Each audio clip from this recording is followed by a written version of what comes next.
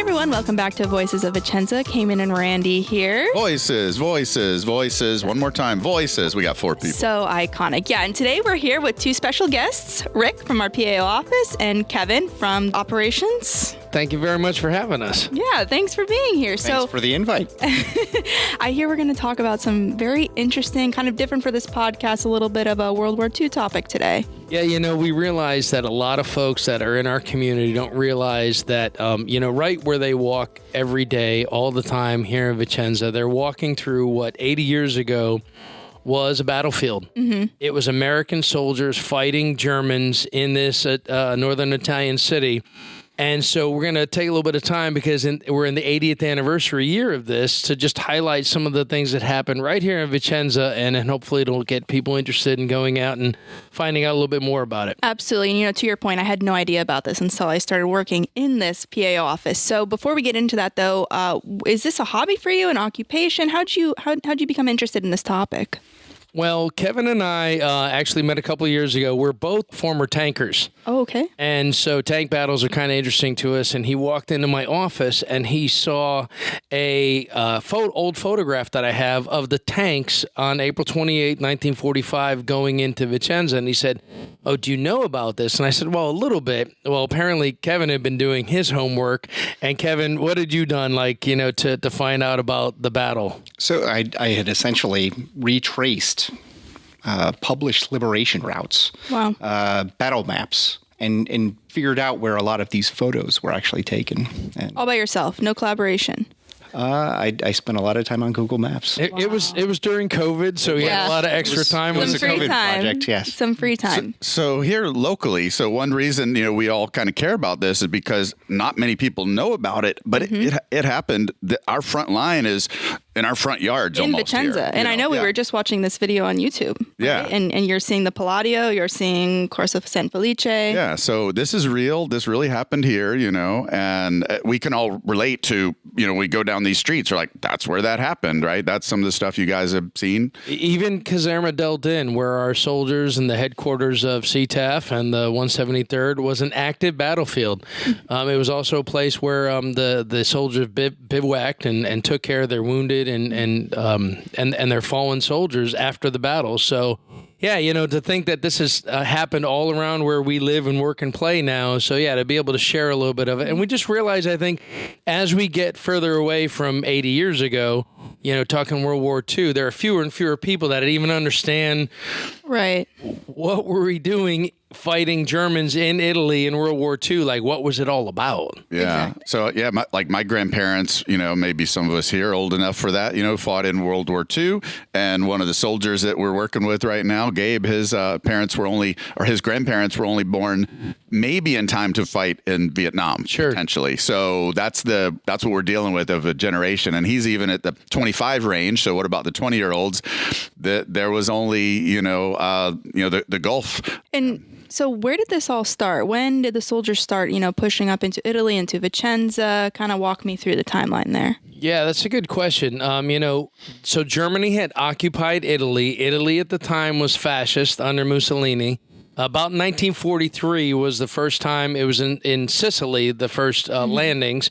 They fought their way through Sicily, and then they moved on to the mainland into Salerno. And so you're thinking about 1943, but the interesting thing about it is as we're fighting Italians and Germans in Italy, Italy has a political change, a political shakeup, and they go from being the enemy to being our allies. So now we're fighting Germans all through 1943 and 1944 up the peninsula. And there was a strategic reason to do this. Well, it was. So the southern Italy was the entry point to southern Europe. Okay. In addition to those landings, it established an area for our 15th Air Force to set up their air bases. And there were relentless bombings of northern Italy. To include Vicenza, sadly. To include Vicenza. But they were established down in Puglia. Mm-hmm. And for the entire rest of the war, they were bombing So, all of Southern Europe. so for example, would Aviano be a residual base from World War II then? It was. Okay. So here in Vicenza, Kevin and I met at a special event where we were unveiling a plaque of a piece of World War II history near Lago di Famone in Famone, on the hill up there, and it's a part of a B-24 bomber, the vertical stabilizer, if I'm using the right term or not. But that's still here, and you can see that. Yeah. There were like a dozen aircraft, I don't know, like downed here, right? Yes. In late December 1943, there was actually a squadron that was completely decimated by the German and fascist. One of them actually crash landed in Lago di Famone. And this is where you're saying, like, a lot of our folks, in our community go to Lago di Famone to have a nice walk or have a spritz at the little restaurant. They don't realize that right on the northern end of that, a B-24 ready, willing, and able. That's right. Actually crash landed. 5 of the guys were parachuted out and captured, survived the war. But sadly, some of them died right there. So where you walk and, maybe go for a run, that's kind of like hallowed ground for the U.S. military. And it comes from that, World War II period. And, of course, the Italians have also, there's people who are still alive and very old now in their 90s who remember seeing the plane come down in that area. So that's incredible. I think what they were trying to bomb, like the logistical things that were in the area, which happened to be train yards, rail yards, things, which means, so here it's not happening right now, of course, but I go to get on the train. So that same train where I'm going, where people go to take trips, I'm going to Milan or wherever they're going, that's the area they were trying to hit. It was a target. We're living in history, history anyway, the battlegrounds of that, Well, and a lot of folks like to go down to like the Naples area and so that's where we're talking about the landings of Salerno and down Naples. You got to remember, the Allies actually went into Rome on June 6, 1944. And so that was the same time as the D-Day landings in Normandy, which we've all seen, like Saving Private Ryan. Of course. But the Italian campaign ends up taking a bit of a back seat to it. But you got to remember, for the next 11 months, American soldiers, British soldiers, soldiers from all over the world actually fought their way up the peninsula. And then the Italians are our allies now. And the Germans are setting up 3 lines of defense up in the mountains. So it's horrible mountain terrain fighting all the way up the peninsula for 11 months until finally they break out of what's called the Gothic Line into the Po River Valley. Po River is just south of where we are. And that kind of brings us how the American Army finally gets to Vicenza in late April 1945. So what happens then? As Rick just said, so they broke through the Gothic Line. They actually liberated Bologna. And then right after Bologna, they kind of redirected their efforts. The Americans shot straight north, and the British skirted the Adriatic coast. And the Americans, as soon as they got over the Po River, which is a natural land defensive feature there was areas of it that were defended. But as soon as they got across that river, it was a race to the Alps to try to block off any escape routes for the German forces. And getting across rivers, especially with armored columns, tanks, is very difficult. So, for example, the unit that came to Vicenza, the 88th Infantry Division, these guys came up south of Verona. So you've probably been to Verona, right? Yes. So the river there is the Adige River. And the Adige River is not that formidable. But if you're trying to get tanks across it or people across it, it's a big challenge, especially if the Germans have destroyed the bridges. And in this case, they actually had to row across on an old Italian scow, which you were saying is... It's a flat-bottom boat. Like a flat-bottom boat. Really, like back in the medieval periods when they'd ferry people across. Exactly. And they find some old Italian boat, and they had to get battalions of infantrymen across. But the tankers are like, hey, we can't go on that because an M4 Sherman's going to go right in the river. Bottom. So, like, the colonel who's in charge of the regiment, this guy, Colonel Fry at the time, is like, guys, we're taking the infantry across, and you figure out how to get your tanks across, and we'll meet you later. And that's what they did on April 27th, 1945. They start to move away from Verona towards Vicenza. The infantry, they also have to get into trucks. That's right. They're not walking the whole way. It's a long drive. And so they're getting into trucks. and they get to, it's a little town here called San Bonifacio. It's Yes. on the way towards Verona. We see it. I do. That's kind of like a key place in the story because when they link up there, Colonel Fry and the guys from the 88th Infantry Division, imagine it's late at night, it's raining, they're having a cup of coffee, they're sharing, different souvenirs that they got from the war. The one captain shows off his Italian dagger. Another one had liberated some bottles of cognac. Colonel Fry's having a cup of coffee. They're all kind of smoking and joking out there.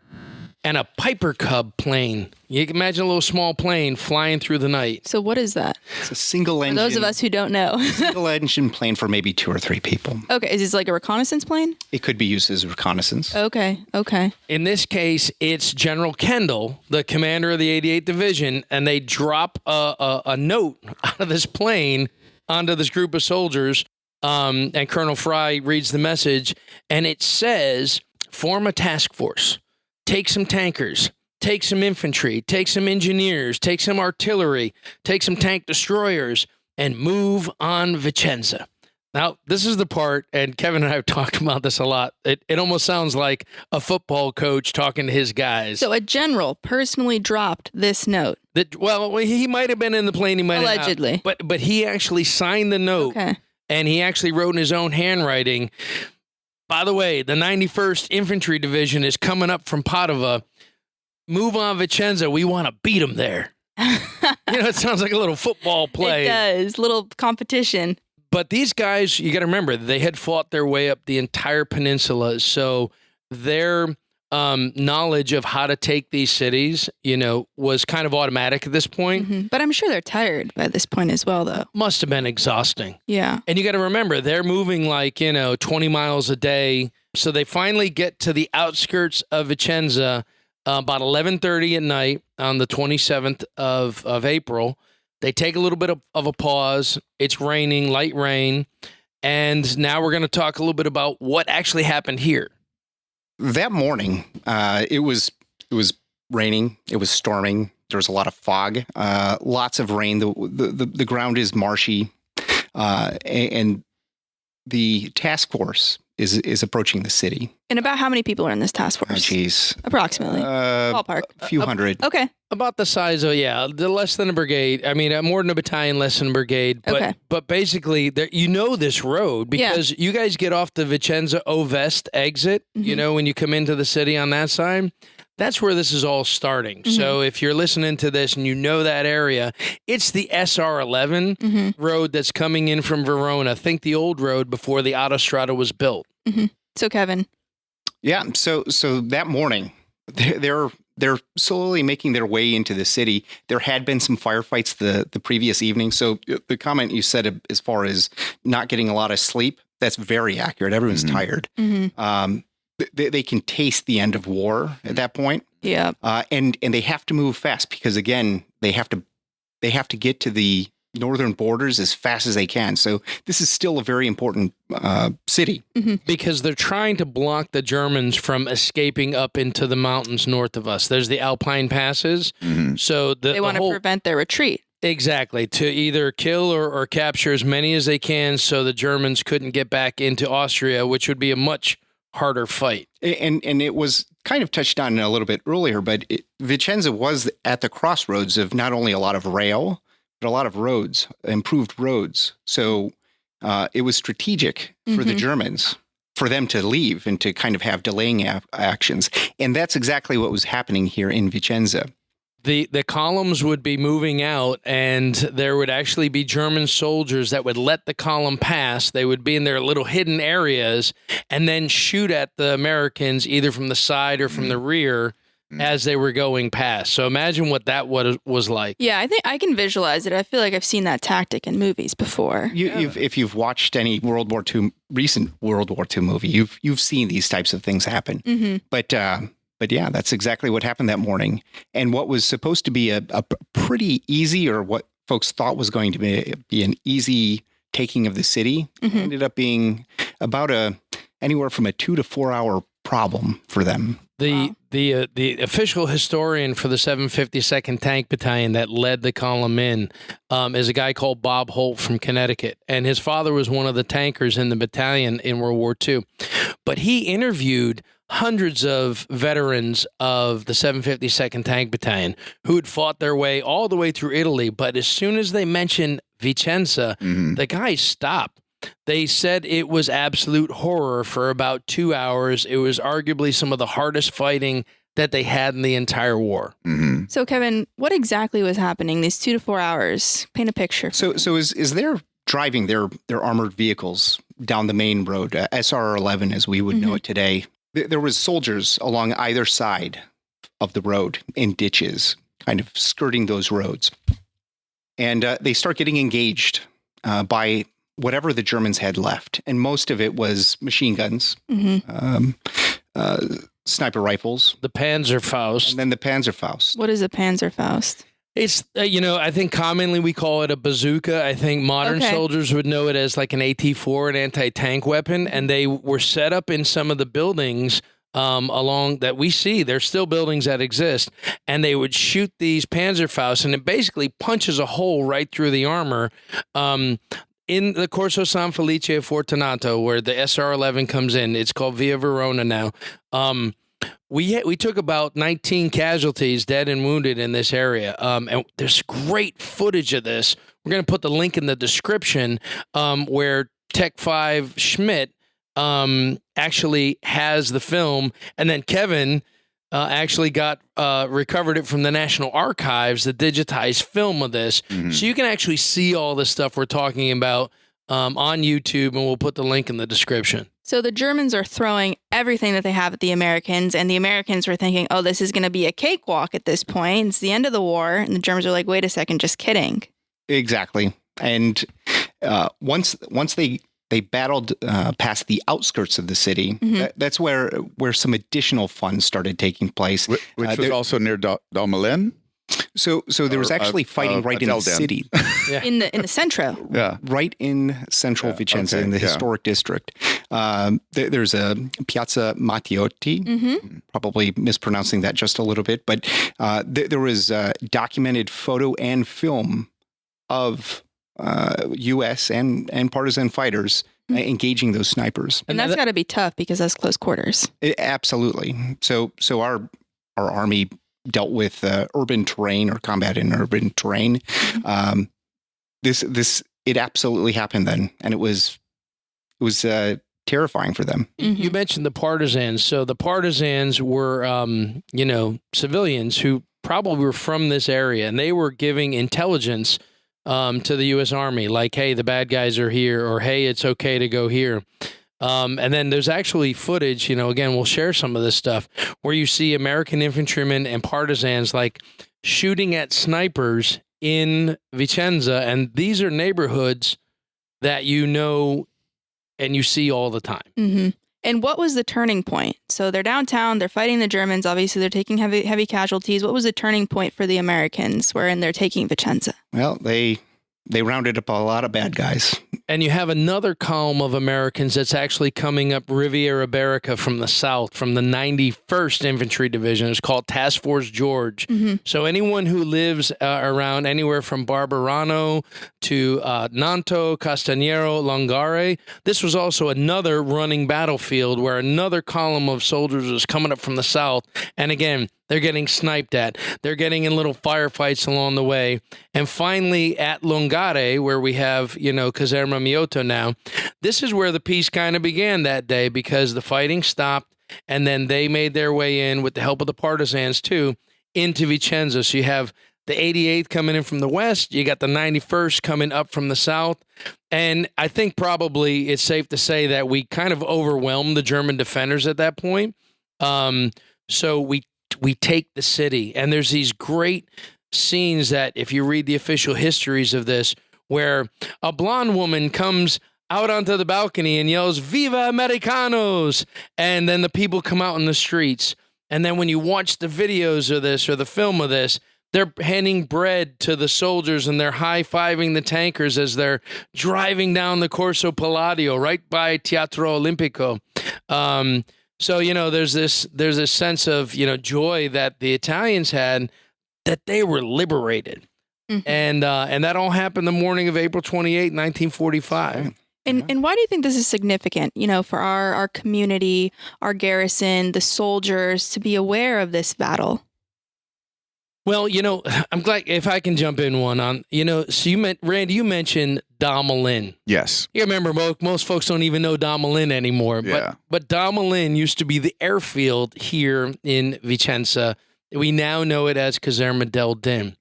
And, as we're doing this history project, we've been learning a little bit about what happened at Damelin Airfield. One of the companies of that tank battalion that we talked about actually moved in a different way around the city. They had taken a lot of casualties. So we thought that they were going up to just kind of bivouac, triage their wounded and take off their dead. Mm. But we found out just recently some new documents, some new stuff. Bob Holt informed us it was an active battlefield. Mm-hmm. Really? So Del Din was an active battlefield. Where soldiers walk right now to go get Subway at Caserma del Din, there were once infantrymen and tankers basically fighting snipers. There were some of those German defenders in some of the airfield buildings. Now, it's not entirely confirmed which window it was, but this is now where the general has his headquarters. Yeah. This is now where the CTAF 173rd soldiers are every day. And it was an active battlefield. And then, afterward, it was a place where they bivouacked. It was a chance for them to kind of lick their wounds because you got to remember, these guys had probably a few hours of downtime, and then they're getting orders to move out again.